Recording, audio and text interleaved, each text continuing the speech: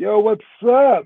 I am here with my new setup here. I'll show you guys in a second, but I have a whole new computer. I'm not using it right now. All right, so by next Monday we'll have the whole thing set up. So it's gonna still look a little clunky today. You guys can see the whole setup here. Got my shiny little thing down there. Got the speaker. Got like two screens, all that stuff. So soon this thing will be done. I did not make the computer myself. I don't take credit for things like that. It was Antonio way back there in the background. He's getting set up. He's been here since 9 o'clock this morning, and that's about I don't know 8 hours. And he's getting paid and a whole bunch of stuff that my brother doesn't want, like a whole bunch of this like what is it like Xboxes, PlayStations, like some old ones. All right. So what that's called is passion. All right, and he lives for his passion. He made all this stuff. It's amazing, and I like to say that he is the computer version of me. All right, because I'm like that for a basketball, but now I make you guys pay me. Anyway, let's start. We have our quote of the day is about passion. Crazy enough, right? It's a 6-word quote since today's Friday, Sunday, Monday, Tuesday, Wednesday, Thursday, Friday. It's purpose and passion equals your destiny. Purpose and passion equals your destiny. All right, your purpose is like what you were put here on earth to do. All right, your purpose, like if you were like tall, I mean, yeah, and you were just like meant to change light bulbs or something like that, right? All right, so your purpose and then your passion is what you love to do. All right, so your purpose plus your passion equals your destiny. And your destiny is just what you're just gonna do in the end. Where like if you went back into time and went back to like 1970 something and you met little Michael Jordan, it would be his destiny to become the world's greatest basketball player. He wouldn't know it, but he would know that his destiny was something out there. If you want to figure out your destiny and where you're going to end up, it's your purpose plus your passion. All right, so make sure you guys are doing that. What's up, Finn Kaufman? How you doing, man? Again, my setup is almost done. I got all this stuff. I'm not even on the correct computer right now. I'm still on my Mac. So soon, by Monday, this show will be up and running. I told you guys the movies yesterday. If you guys happen to watch a movie, let me know by posting your thoughts of the movie in our homework section on YouTube. Okay, and that's about it for that. Then we have our elementary school stuff. Let me go through the workout stuff fast, and then we'll talk about some other things. All right, and Finn, I don't know if you saw if you saw the scan, but here's my new setup. Okay, all right, and this thing right here, that little bitty thing, is the thing that will adjust the screen that I'm on, I guess. Like I can just like press the buttons and like the screen will change to like a green screen or this or that or like whatever kind of like camera I can switch. So I'm gonna get fancy real soon. I'm hyped. All right. Elementary school drills. We have numbered scissor shots. All right. Pick and roll slip, 2-ball dribbles, under chair dribbles, curl jumper series, one-on-one high post flash. Let's talk about the one-on-one high post flash. All right, this is with the partner. You're going to start from the block, and you're going to spin the ball out toward the free throw line. You're going to have a defender follow you, all right, and you're going to sprint up because sprinting up is part of it. All right, for a high post flash during a game, you want to do this against a zone arm man or whatever, right? If you have to stay within the offense, of course, but at any point in time, you can sprint up to flash. And they actually just pointed it out. Who were they talking to? Or they were talking about a player that just joined a team. I believe it might have been LaMarcus Aldridge or something like that, but he just joined the team and he made a cut. That was all he did. He made a cut, and then someone else back cut off of his cut. But the fact that he was a veteran, he understood that. When you cut from a low post or anywhere, you want to sprint. All right, so if you're going to be practicing a turnaround jumper off of a sprint, that's a lot different than jogging up there. So when you guys do your high post splashes for shots, spin it out, and then you want to sprint up, catch and shoot, or catch and pump fake, or catch and do a move. Now, these moves that we're going to do are our mid-post series. You're going to catch a ball, turn, and then you just turn halfway to put your elbow in their face and your knees in their nuts. All right, and you go toward them, then you inch back, looking for how to exploit them. So you want to inch back because if they don't follow you back, you can shoot over them. If they do follow you back, you can sweep under and go around them for a layup, a spin move, or a fake spin. So you want to do the whole mid post series off of this, and you can you can do it 1-on-1. If you make it, you take it, or whatever. You can play the 5 on one side, 5 to the other side, and whichever side that you're on, you can use the inside legs. All right. So if you come from the opposite wing, sorry, from the opposite block, and you go up, your inside leg, the leg closer to the basket, is the leg that will jab at them. Whenever you're on the inside of the 3-point line, you can use either leg to pivot off of. When you're on the outside, only use your weak side leg to pivot off of. Next one is our pick and roll slip. All right, for pick and roll slip, I was amazed how bad you guys are at it. It's crazy. All right, pick and roll slip, you take advantage of really good defense. All right, and the defender, they should show. They should always show. Right. So when you set a screen, you want to set it below the 3-point line so that your guy can shoot a 3-pointer if they happen to go underneath the screen. But if your guy shows too early, you just slip. And you want to set the screen further away from the screen as well, or further away from the defense as well, so that your man can properly read the screen too. So you want to set the screen about 5 feet away from the man. So as he's dribbling towards you, sidestep with low dribbles, prepared to pass at all times, prepared to shoot, prepared to go either way. And then your slip is just sprinting to the basket. The pass for this is very, very hard. All right. So you should have the ball down to your knee, going sidestep for that little like pocket pass. And then the catch is also very hard because you're going from a screen to a sprint, looking sideways. You can't really look both ways. They're going to thread this ball through, so you're going to catch it around like your hip level, and now you got to twist and score that layup. I think that's why it's hard for you guys, because it includes so many different variables. But the more that you practice it, the better that you'll do. So that's the pick and roll slip. And we slip when they show too early. All right, let's move on. We have let me see. Let's go with our motivational story for the day. All right, well, our motivational story for the day is studying yourself through game film is oftentimes the reality check and perspective we need. Pause and slow-mo crucial moments to increase your odds of improving those facets of your game. Find 2 or 3 bad things per game to work on, and find 2 or 3 good things per game to maintain your confidence. Students of the game are usually the best players. All right, so this is where me being a coach's kid kind of pays off. I used to have to watch film basically because it was always in our home. For you, watch a game film of yourself, watch practice film, and break it down. Again, some people only look at the good things, and those people are idiots. Some people only look at the bad things, and those people are grumpy. Right? Look at both things and list 3 good things and 3 bad things, and then you want to put in time to work on those things afterwards. All right. One of the best game film people in the league, of course, is LeBron James, but there's also Damian Lillard, who will have a bad game or a good game. He'll break it down. He'll be pissed at himself. He'll be practicing that stuff all day long. So break down your game film, break down your practice film. The more that you film yourself, the more that you can see. Because I can't tell you how many times I say something, and then people are like, "No, I didn't do that. My steps didn't go like that." But no, they did. All right. And if you can see it yourself, basically that makes it a lot easier. And you also notice this when people are judging other people, right? People always say, "Hey, you shouldn't smoke. Hey, you shouldn't do drugs," or "Hey, like you should like do your homework." We all know the right answers. It's just hard to see from our own perspective. All right. So when you pull yourself out of yourself and start watching the film, now you get to judge yourself in different ways. You get to basically be the better person, I guess you can say. So judging yourself from the outside is a hell of a lot easier than judging yourself from the inside. So film yourself, break it down, and pick out 3 positives, 3 negatives, and then work on those things until you perfect them. I know you guys are great coaches, okay? Because as you guys start to like learn my stuff and start to help each other out, especially the younger kids, you start to realize how easy my job is. Once you know the stuff, everyone's kind of a good coach then, right? So be the great coaches that you guys are, and then all of a sudden I won't be needed, and then I won't get paid at all, and I'll starve. But still, you guys will get better, all right? Next thing, we have middle school drills. Hold follow through or push-ups, 1-minute shots, 8 for 14 or run, diagonal pro hop, direct Euro step, pick and roll, drive to shot, hurdle reverse layups. One of the things that I'm including in my fun 10-week series that I'm doing for the people, and I got my first kid to literally sign up last night, so I'm officially started out here with money in the bank, the kids ready to go, all filled out, right? But the thing that I'm starting next week on the 10th when I start doing these things is hold your follow through or push-ups. I think it's a cool drill.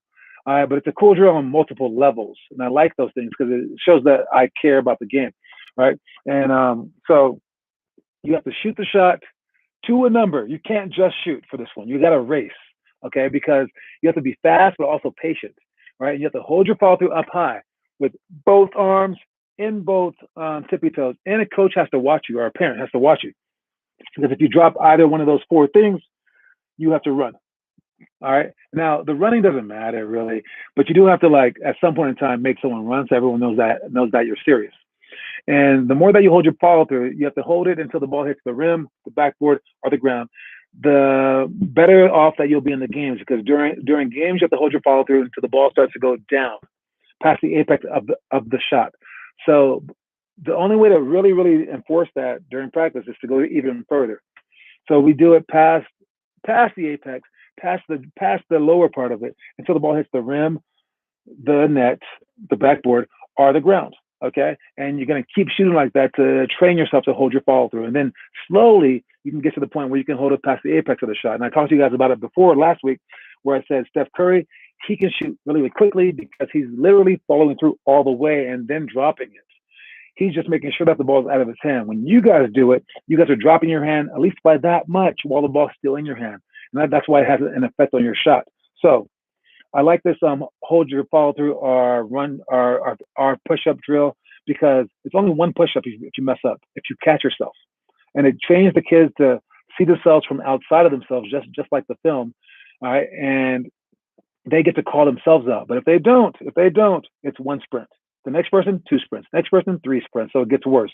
All you have to do is one push up if you catch yourself, none if you did it perfectly, and then you have yourself a drill.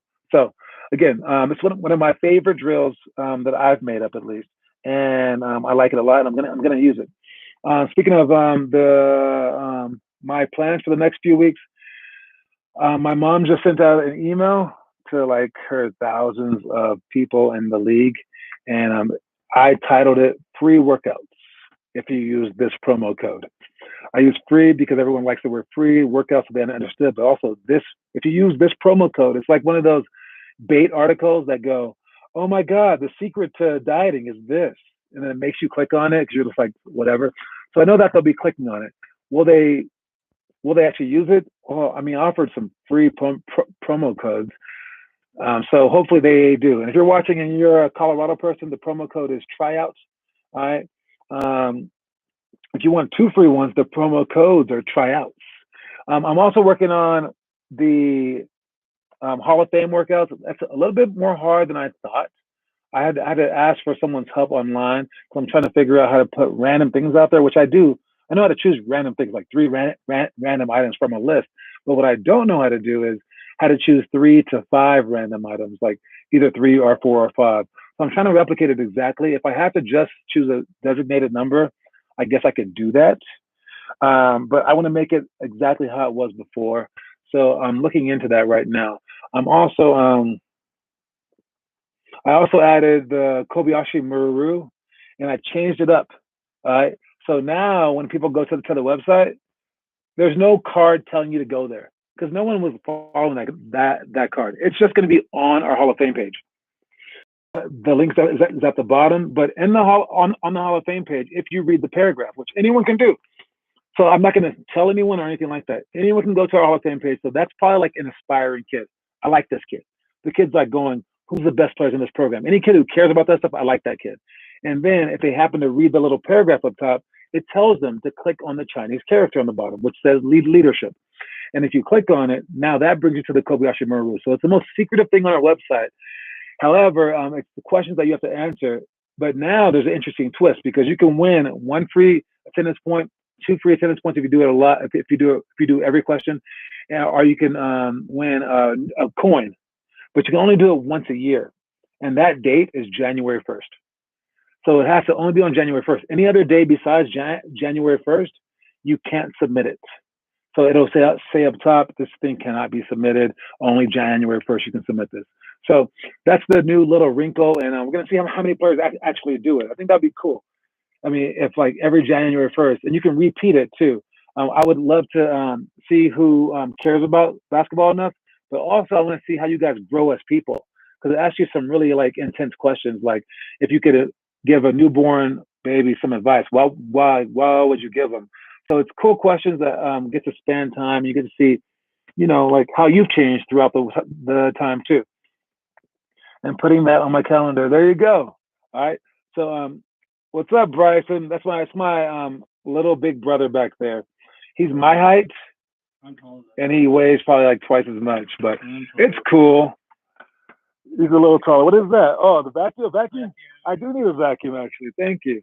All right, he's going to be one of our coaches. I actually have him to be the super manager. Same thing that Kendrick was in California. I'm going to make him because that's what they do. That's what brothers are there for, right? To help me out. Anyways, let's move on. We got our high school drills, right? Overhead board passes, drive, left to right, pass high low, on ball defense, ball jump and face cut, Kobe post, double bounce series. All right, let's talk about the on ball defense. All right, when you're guarding someone on the ball, you want to have a reach hand and you want to have an obstruction hand, okay? And those can switch as they switch sides of their body with the ball. The ball's on this side, this is hands up in the passing lane. And active, slightly moving, or mirroring the ball. If they bring the ball up or down, your hand goes up or down. If they switch sides, you switch sides. But this hand, the hand that is closest, we still saw you, Bryson. The hand that's as closest is just tapping them. It's reminding them that they can't sweep the ball through. If they do sweep the ball through, you freaking take it, okay? Because if they're going above their head to bring the ball from one side of their body to the other, they're not going to drive on you. All right. I was guarding somebody who was like killing our team last Friday. I'm about to play again this Friday. I'm going to guard him the whole time now. But he was like scoring on my teammates every single time. And then when I guarded him, I mean, I'm sure he like played like D2 somewhere or something like that, maybe D1. I don't know, but he's a little older. But when I guarded him, I shut him down, even though I had no energy. And it was all about my foot placement. And he would like dribble there, dribble, and he would just pass. And I'm like, is this guy going to try to blow by me? But all I was just trying to do is stay in the right position. I was so exhausted. I had no energy. But I was just in the right position. And he's like, I can't drive by this guy. I'm also huge. That helps. But at the same time, I'm in the right position. And my hand is where it's supposed to be, so he can't even pull up.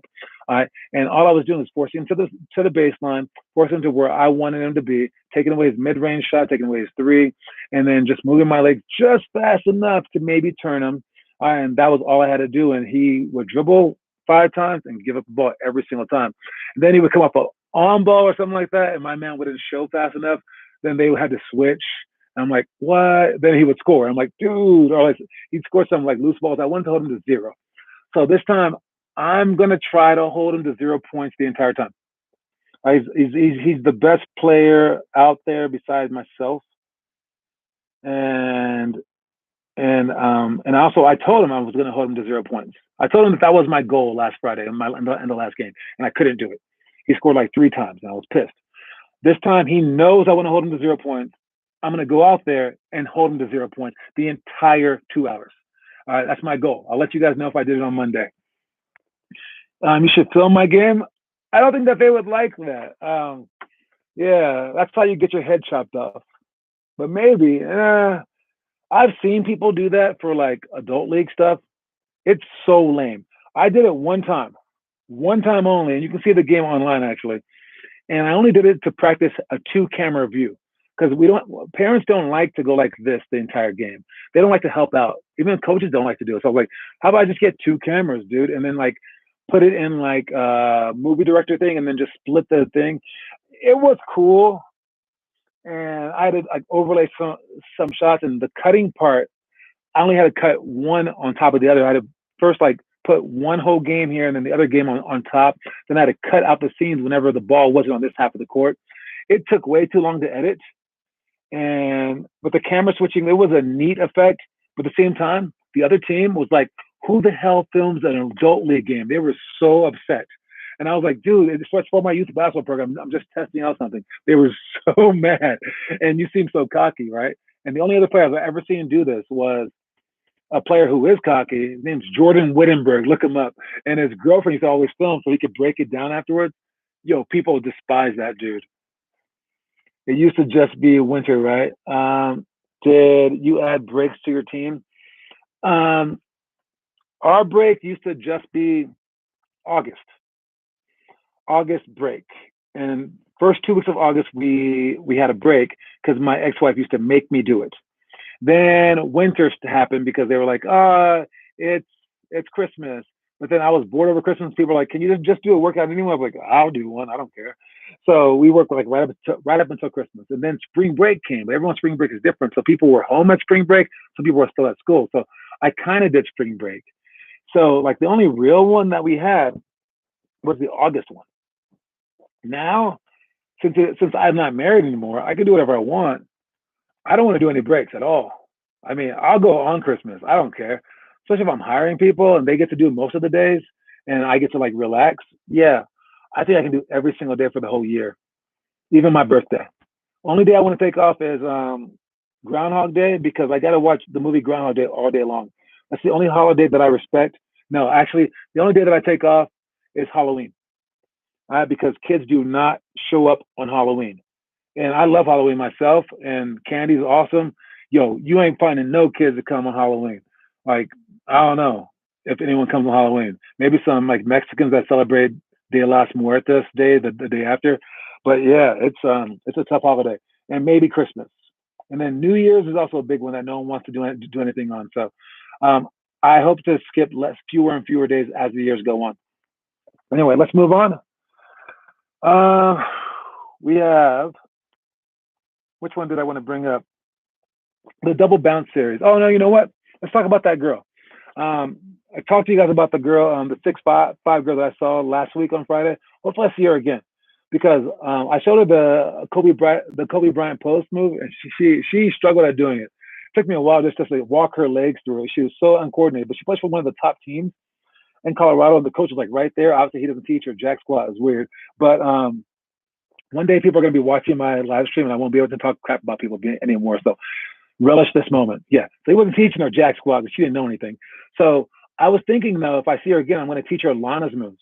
That's something that can transform a big kid, a tall kid into a monster because Lana, once I taught her that and I named it after her, I named it after her on purpose because I knew that she would get excited. She did that all the time. And what did you do is you catch the ball just like the mid post series and you jab at them and you look for that shot. And as a tall person, they have to let you shoot that shot or they have to guard you standing straight up. If they guard you standing straight up, you can zoom by them with the pro hop. Right? Or you can step middle for the pro hop and then spin back for a shot. Or you can pump fake that one and then go forward. And if you have all four of those moves, as like a person who's 6'4", 6'5" for the girls game or like 6'9" for the guys, it's game over.